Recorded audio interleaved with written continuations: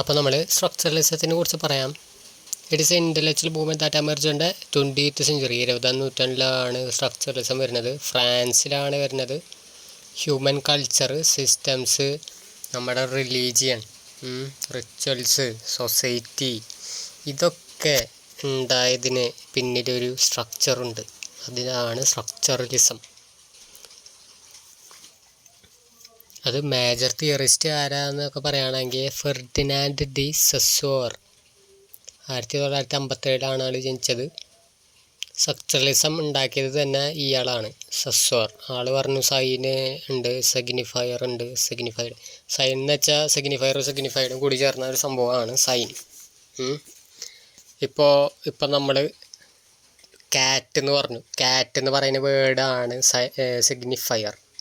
ഇനി ട്രീ എന്ന് പറഞ്ഞു. ട്രീ എന്ന് പറയുന്ന വേർഡാണ് സിഗ്നിഫയർ. അപ്പോൾ സിഗ്നിഫൈഡ് എന്താ? കാറ്റ് എന്ന് പറയുമ്പോൾ കാറ്റിന്ന് ആ പൂച്ചയുടെ ഇമേജ് നമ്മുടെ മനസ്സിൽ വരും, അതാണ് സിഗ്നിഫൈഡ്. അല്ലെങ്കിൽ ട്രീ എന്ന് പറയുമ്പോൾ ട്രീയുടെ ഇമേജ് നമ്മുടെ മനസ്സിൽ വരും, അതാണ് സിഗ്നിഫൈഡ്. വളരെ സിമ്പിളാണ്, അത്രയേ ഉള്ളൂ.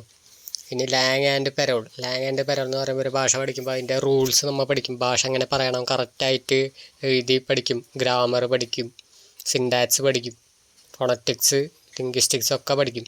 ഇതൊക്കെ പഠിച്ചാലും നമ്മൾ ഉപയോഗിക്കുമ്പോൾ ലാംഗ്വേജ് കുറച്ചൊക്കെ മാറിപ്പോവും.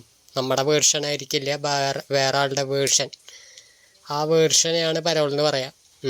ലാങ് എന്ന് പറയുമ്പോൾ ഇപ്പോൾ ഒരു ഭരണഘടന ഉണ്ട് ഇന്ത്യയിൽ. ആ ഭരണഘടന അനുസരിച്ച് എല്ലാവരും പ്രവർത്തിക്കുന്നുണ്ടല്ലോ.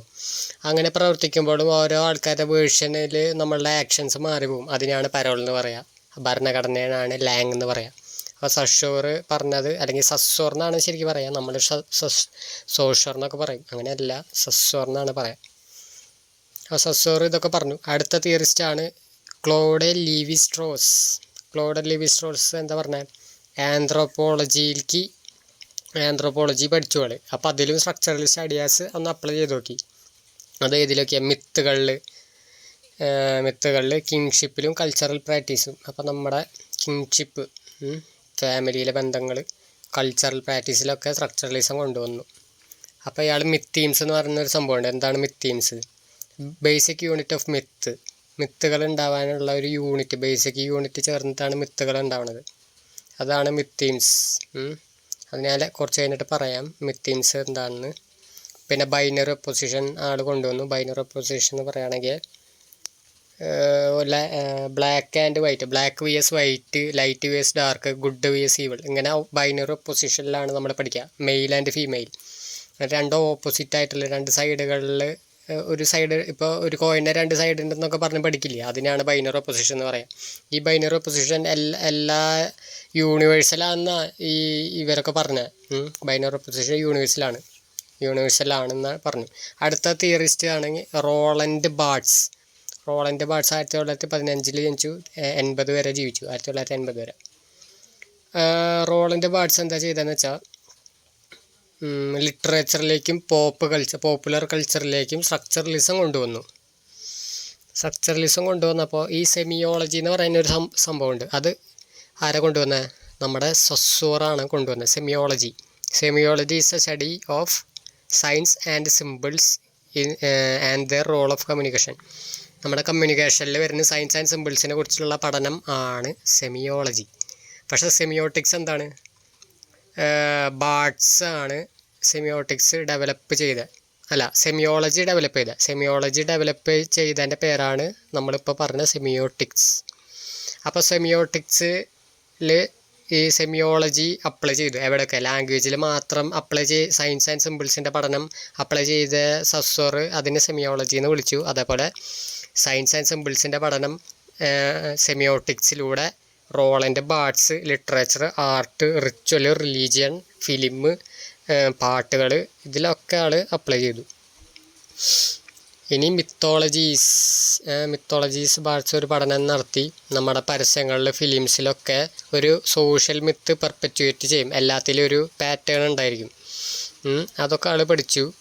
പിന്നെ ഡെത്ത് ഓഫ് ദി ഓതർ എന്ന് പറഞ്ഞൊരു ബുക്ക് ആൾ പബ്ലിഷ് ചെയ്തു. അതിൽ പറഞ്ഞത് ഓതറിൻ്റെ ഇമ്പോർട്ടൻസ് ബുക്ക് എഴുതിയോട് കൂടി കഴിയും. പിന്നൊക്കെ റീഡറിനെ ആണ് ഇമ്പോർട്ടൻസ്. റീഡർ തീരുമാനിക്കും എന്ത് മീനിങ് ആണ് അതിൽ നിന്ന് മനസ്സിലാക്കിയെടുക്കേണ്ടതെന്ന്. അതാണ് ഡെത്ത് ഓഫ് ദി ഓതറിൽ പറയുന്നത്. പക്ഷേ സ്ട്രക്ചറലിസ്റ്റ് അതല്ലല്ലോ പറഞ്ഞത്. സ്ട്രക്ചറലിസ്റ്റ് എന്താ പറഞ്ഞത്? ഓതറിനെയാണ് ഏറ്റവും വലിയ ഇമ്പോർട്ടൻസ് എന്ന് പറഞ്ഞു. അപ്പോൾ എന്തുകൊണ്ട് ബാർട്സ് അതിനെതിരെഴുതി? അതാണ് പോസ്റ്റ് സ്ട്രക്ചറലിസം. അത് നമ്മൾ പിന്നീട് പറയും. പോസ്റ്റ് സ്ട്രക്ചറലിസത്തിൽ ഇയാൾ പിന്നീട് സപ്പോർട്ട് ചെയ്തു. ആര്? ബാർട്സ്. അങ്ങനെ എഴുതിയൊരു ബുക്കാണ് ഡെത്ത് ഓഫ് ദി ഓതർ. അടുത്ത തിയറിസ്റ്റ് ജെറാർഡ് ജെന്നറ്റ്. 1930 അയാൾ ജനിച്ചു, 2018 മരിച്ചു. Genette was literary critic known for his structuralist narratology. അപ്പോൾ ഒരു സ്ട്രക്ചറലിസ്റ്റ് നരറ്റോളജി ഉണ്ടെന്നാണ്, ഏതൊരു നരേഷൻ നടത്തുമ്പോൾ അതിലൊരു സ്ട്രക്ചർ ഉണ്ടെന്നാണ് ജെന്നറ്റ് പറഞ്ഞത്.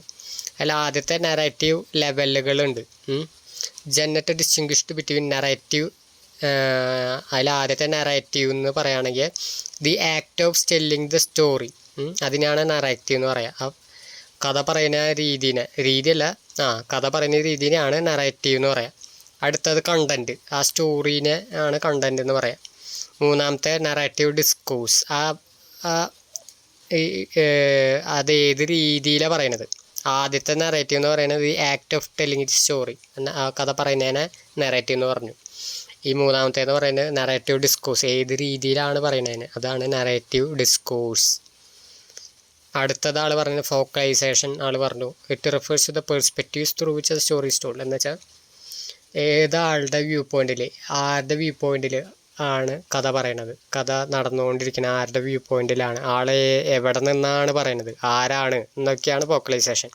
അടുത്തത് പാരാടെസ്റ്റ് എന്ന് പറയുമ്പോൾ പ്രധാന കഥ അല്ലെങ്കിലും നമ്മുടെ ബുക്കിൻ്റെ ടൈറ്റിൽ, അതിൻ്റെ സബ് ടൈറ്റിൽ, അതിലെ ആമുഖം, ഇതൊക്കെ ഒരു റീഡറിനെ ഇൻഫ്ലുവൻസ് ചെയ്യും. ആ ഇൻഫ്ലുവൻസ് ചെയ്യുന്നതിനാണ് പാരാടെസ്റ്റ് എന്ന് പറയുക. അല്ലെങ്കിൽ ആ ടൈറ്റിലിനൊക്കെയാണ് പാരാടെസ്റ്റ് എന്ന് പറയുക. എന്നുവെച്ചാൽ മെയിൻ സ്റ്റോറി അല്ലാത്ത ടെസ്റ്റുകളിലെ പാരാടെസ്റ്റ് എന്ന് പറയും. അതൊക്കെ റീഡറിനെ ഇൻഫ്ലുവൻസ് ചെയ്യുന്നതെന്ന് ഇയാൾ പഠിച്ചു, ജെന്നറ്റ്. അപ്പോൾ നമ്മൾ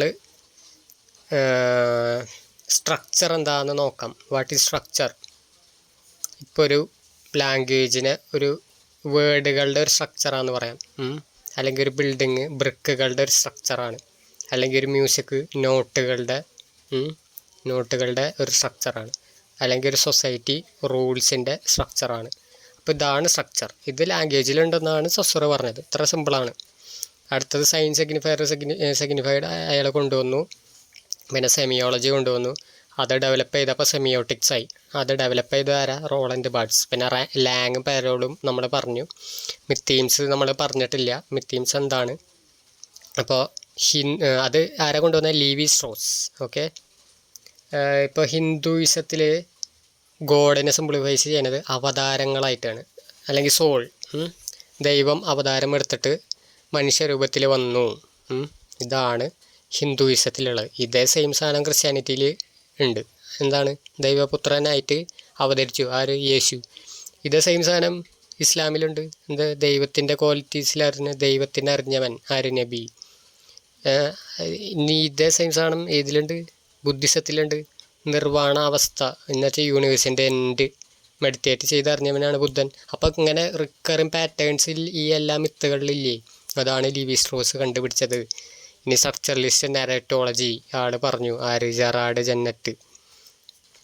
അപ്പോൾ ഇതാണ് സ്ട്രക്ചറലിസം. ഇനി കുറച്ചും കൂടി ഡീപ്പായിട്ട് പറയുകയാണെങ്കിൽ ഇപ്പോൾ നമ്മൾ സ്ട്രക്ചർ ആദ്യം പറഞ്ഞു. ഇത് ഓർത്ത് വയ്ക്കേണ്ടതാണ്. സ്ട്രക്ചർ എന്ന് പറയുന്ന ആദ്യത്തെ സംഭവം. രണ്ടാമത്തത് സൈനിൽ രണ്ടെണ്ണം ഉണ്ട്, സിഗ്നിഫയറും സിഗ്നിഫൈഡും. പിന്നെ വരുന്നത് സെമിയോളജി ഡെവലപ്പ് ചെയ്ത് സൊസൂറാണ്. സെമിയോട്ടിക്സ് ഡെവലപ്പ് ചെയ്ത് ബാർട്സ് ആണ്. സെമിയോളജിയിൽ ആൾ ലാംഗ്വേജിനെ മാത്രം ഫോക്കസ് ചെയ്തു. ആര്? Saussure. It is a study of signs and symbols within communication. പക്ഷേ സെമിയോട്ടിക്സിൽ ബാർട്സ് ഈ സയൻസ് ആൻഡ് സിമ്പിൾസിനെ എവിടേക്ക് എക്സ്പാൻഡ് ചെയ്തു? റിച്വൽസ്, മീഡിയ, വേറെ എക്സ്പ്രഷനിലൊക്കെ കൾച്ചറൽ എക്സ്പ്രഷനിലേക്ക് ഡെവലപ്പ് ചെയ്തു, അല്ലെങ്കിൽ എക്സ്പാൻഡ് ചെയ്തു. ഇങ്ങനെ എക്സ്പാൻഡ് ചെയ്തപ്പോൾ ഈ സെമിയോട്ടിക്സിൽ 3 കാര്യങ്ങൾ വരും. ആദ്യത്തെ ഐക്കൺ എന്ന് പറയുമ്പോൾ ഇപ്പോൾ ഒരു തീ ഇങ്ങനെ കത്താം. ആ തീനെയാണ് നമ്മൾ ഐക്കൺ എന്ന് പറയാം. രണ്ടാമത്തത് ഇൻഡെക്സ്. ആ തീ കാണിക്കാതെ പുക കാണിക്കില്ലേ? അപ്പോൾ പുക പോകുമ്പോൾ നമ്മൾക്ക് എന്താ മനസ്സിലാവും? തീ ഉണ്ടെന്ന് മനസ്സിലാവും. പക്ഷേ തീ കാണിക്കില്ല. അപ്പോൾ പുകേനെ രണ്ടാമത് സെക്കൻഡറി ആയിട്ട് കാണിക്കുന്നതിനെയാണ് ഇൻഡെക്സ് എന്ന് പറയാം. മൂന്നാമത്തെ നേരിട്ടൊരു കണക്ഷനും ഉണ്ടാവില്ല. ഇപ്പോൾ ഒരു ഗംഗാ നദി കാണിച്ചു, പക്ഷേ ഗംഗാ നദി എന്താ പറയുക, പ്യൂരിറ്റീനെ സിഗ്നിഫൈ ചെയ്യും. പ്യൂരിറ്റീനെ സിഗ്നിഫൈ ചെയ്യുന്ന അറിയണമെങ്കിൽ നമ്മൾ അവിടെ ജീവിക്കണം, ഇന്ത്യയിൽ ജീവിച്ചാലേ മാത്രമേ അത് പ്യൂരിറ്റീനെ സിഗ്നിഫൈ ചെയ്യേണ്ടതെന്ന് അറിയുള്ളൂ. അതാണ് സിമ്പിൾസ് ഇൻഡയറക്റ്റ് ആയിട്ട് കൺവേ ചെയ്യുന്ന മീനിങ്. പിന്നെ നമ്മൾ ലാങ് ആൻഡ് പെരോൾ പറഞ്ഞു, പിന്നെ മിത്തീംസ് പറഞ്ഞു, സ്ട്രക്ചറലിസ്റ്റ് നെറേറ്റോളജി പറഞ്ഞു. ഈ സ്ട്രക്ചറലിസ്റ്റ് നെറേറ്റോളജിയിൽ ഡൈജസിസും ടെമ്പറാലിറ്റി വരുന്നുണ്ട്. ആദ്യം നമ്മൾ നെറേറ്റീവ് ലെവൽ പറഞ്ഞു. നെറേറ്റീവ് ലെവൽസിലാണ് ആ 3 കാര്യങ്ങൾ വന്നത്: നെറേറ്റീവ്, സ്റ്റോറി, പിന്നെ നെറേറ്റീവ് ഡിസ്കോഴ്സ്, പിന്നെ ഫോക്കലൈസേഷൻ എന്ന് നമ്മൾ പറഞ്ഞു. ഫോക്കലൈസേഷനിലാണ് എന്ത് വരിക, നറേഷൻ്റെ വ്യൂ പോയിൻ്റ്, നറേറ്ററുടെ വ്യൂ പോയിൻ്റ് വരുന്നത്. പിന്നെ ടെമ്പറാലിറ്റിയിൽ എന്താ വരിക, ടെമ്പറാലിറ്റിയിൽ പറയുന്നത് ഈ നറേഷൻ ചെയ്യുന്നതിൻ്റെ chronological order, duration, frequency of events, ഇതാണ് ടെമ്പറാലിറ്റി.